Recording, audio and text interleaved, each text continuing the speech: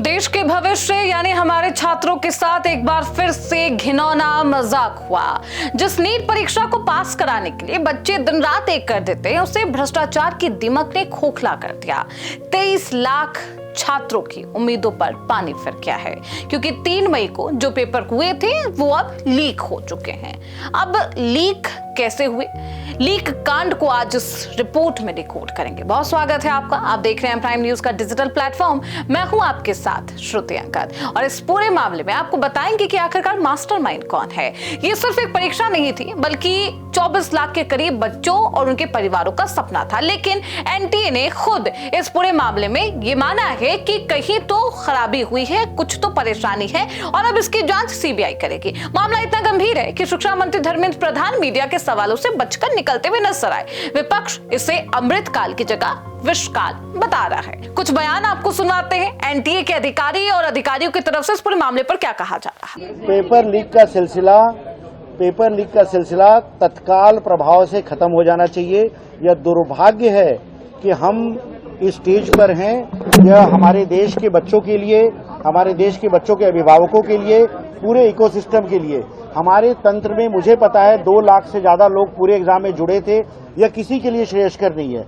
हम इस बात की जिम्मेदारी लेते हैं कि जो हुआ गलत हुआ, हम उसको कैंसिल कर रहे हैं, दोबारा कराने की ले रहे हैं, इस एश्योरेंस के साथ ले रहे हैं।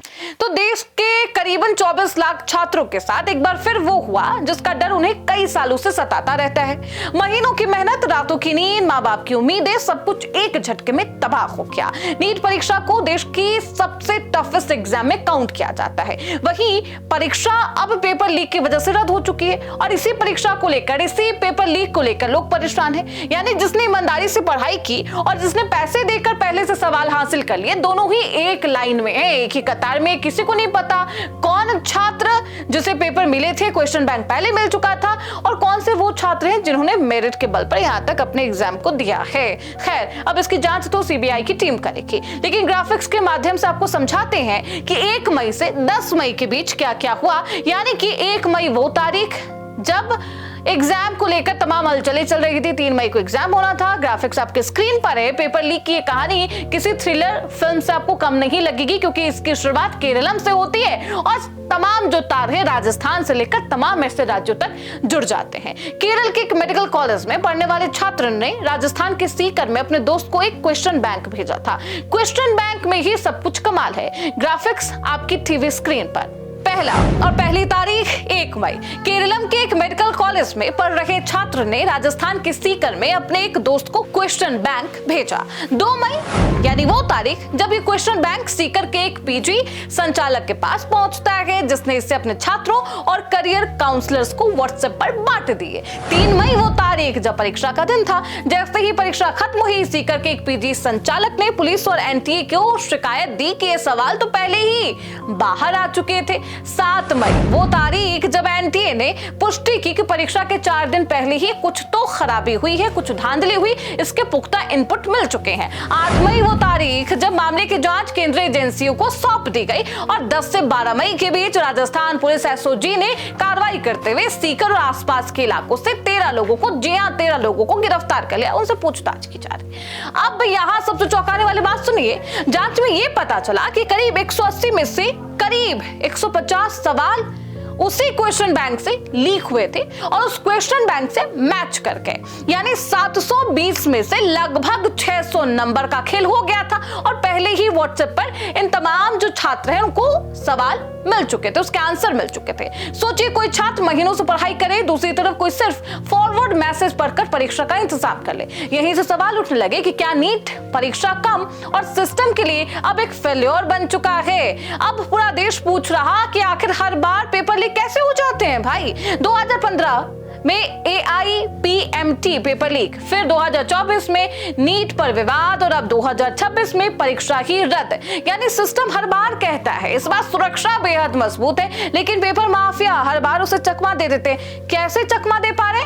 असल में ये सिर्फ एक व्यक्ति का खेल नहीं है, ये पूरे सिस्टम का खेल है। इसके पीछे पूरा नेटवर्क काम करता है। कहीं क्वेश्चन बैंक लीक होते हैं, कहीं प्रिंटिंग चेन में सेंध लगाई जाती है और फिर व्हाट्सएप जैसे प्लेटफॉर्म मिनटों में देश भर में पूरा पेपर फैला देते हैं। और अब सबसे ज्यादा गुस्सा लोगों में है, छात्रों में, इसी बात को लेकर कि नुकसान हमेशा ईमानदार बच्चों का होता है, जिसने साल भर मेहनत की है। वही अब दोबारा परीक्षा तो देंगे, लेकिन वही किताबें, वही तनाव, वही प्रेशर एक बार फिर से होगा।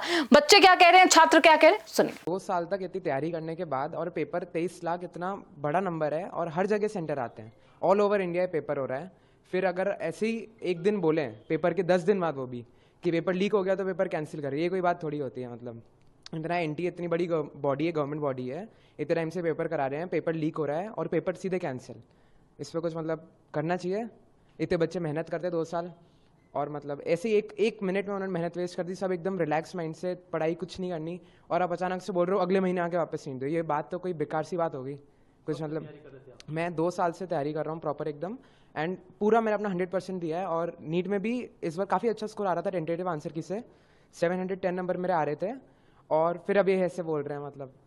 और अब इस पूरे मामले को लेकर विपक्ष भी आग बबूला है। विपक्ष की तरफ से सवाल पूछे जा रहे हैं, हर साल बच्चे मेहनत करते हैं, छात्रों का भविष्य दांव पर कैसे चला जाता और सिस्टम इतना कमजोर क्यों हो रहा।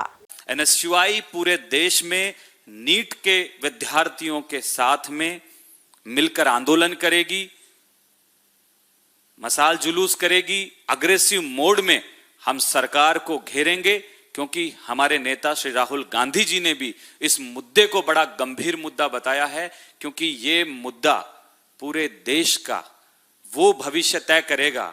अगर इस तरीके से पेपर चोर चोर के डॉक्टर बनते रहेंगे तो आप समझ सकते हैं कि आने वाले समय में जब आप और हम इलाज कराने जाएंगे तो उस इलाज का नतीजा क्या होगा। चलिए, इन तमाम आरोप प्रत्यारोप और छात्रों के परेशानियों के बीच अब समझते हैं कि मामला इससे पहले कौन कौन से आए, नीट परीक्षा कब कब विवादों में रहा और इसकी वजह क्या है। ग्राफिक्स आपकी स्क्रीन पर।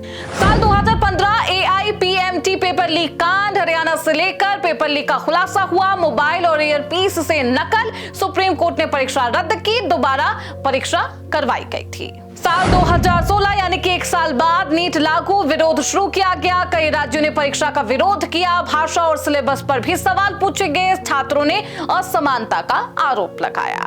अब साल 2018 पर आते हैं, तमिलनाडु में विवाद हुआ, छात्र अनीता की आत्महत्या का मामला है, राज्य बोर्ड बनाम CBSE बहस की शुरुआत हुई, नीट पर राजनीतिक संग्राम तेज हुआ। अब साल 2020 की बात करिए, कोरोना काल में परीक्षा विवाद, कोविड के बीच परीक्षा कराने पर सवाल हुए, छात्रों ने परीक्षा टालने की मांग की, सुप्रीम कोर्ट तक की पूरा मामला पहुंचा। साल 2021 सेंटर और ड्रेस कोड को लेकर विवाद होते हैं, कई राज्यों में अव्यवस्था के आरोप लगाए जाते हैं, छात्रों के एंट्री में दिक्कतें, परीक्षा प्रबंधन पर यानी कि पूरे मैनेजमेंट पर सवाल उठे। साल 2024 बिहार और गुजरात से पेपर लीक के आरोप लगाए गए, कुछ छात्रों को ग्रेस मार्क्स दिए गए, रिजल्ट पर देश भर में बवाल हुआ, CBI जांच तक की पूरा मामला पहुंचा और वर्तमान में भी पेपर लीक जैसे मामले हैं। अब इस पूरे मामले को लेकर विवाद अपने चरम पर। छात्र क्या कह रहे हैं वो आपको सुनवाते हैं। जो फैसला लिया वो बिल्कुल सही है, क्योंकि जो लोग बेईमानी से ये कर रहे हैं वो गलती है। जिन्होंने मेहनत की उनकी मेहनत पे तो पानी फिर गया है, तो जो लोग मेहनत कर रहे हैं उनको अपना रिजल्ट मिलना चाहिए। हर्षिता गौड़ का फैसला एकदम सही है, जिन्होंने मेहनत की है उनको अच्छे नंबर मिलने चाहिए, और अगर वापस पेपर होगा तो उनके नंबर अच्छे आएंगे, और जिन्होंने नहीं किए वो इस बार नहीं कर पाएंगे। दिव्यांशी नागौर। जो ये नीट का पेपर रद्द हुआ है, पहले तो हम इसका स्वागत योग्य कदम है सरकार का, क्योंकि ये बच्चों के भविष्य के साथ कुठाराघात हुआ है। जो पेपर लीक, इसके पीछे जो भी है, मैं सरकार से अनुरोध करूंगा कि उनको कड़ी से कड़ी सजा मिले। अब सवाल यही है, क्योंकि हर बार पेपर लीक जैसी समस्याएं क्यों होती है, कौन है इसका मास्टरमाइंड, आखिरकार इसका आपके पास विकल्प क्या है, सिस्टम क्या कमजोर है, क्या सच में सिस्टम की ये फेल्योर माने जाए, क्योंकि बार बार इस तरीके से अगर पेपर लीक की घटना और छात्रों के भविष्य खराब होंगे तो सवाल पूछा जाएगा कि भ्रष्टाचार के इस अड्डे को खत्म करने में कहां परेशानी आ रही, कहां दिक्कत आ रही। अब क्या होगा CBI जांच में, अहम खुलासे क्या कुछ किए जाते हैं, देखना बेहद दिलचस्प होगा। फिलहाल के लिए इस रिपोर्ट में बस इतना ही। देखते रहिए प्राइम न्यूज का डिजिटल प्लेटफॉर्म।